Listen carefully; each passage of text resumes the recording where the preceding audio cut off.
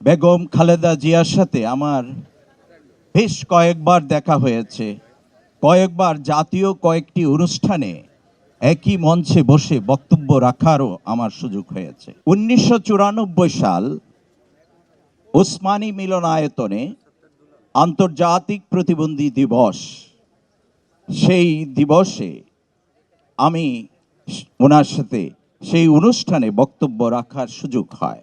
আমি একটু সুযোগ পেলাম আমাদের প্রতিবন্ধী মানুষদের প্রয়োজনীয় কথাটা ওনার সাথে মাননীয় প্রধানমন্ত্রীকে বলবার জন্য, এবং সাহস করে বলেই ফেললাম, মাননীয় প্রধানমন্ত্রী, বাংলাদেশের প্রতিবন্ধী জনগণ তারা একটি আইন ও নীতিমালা চায়।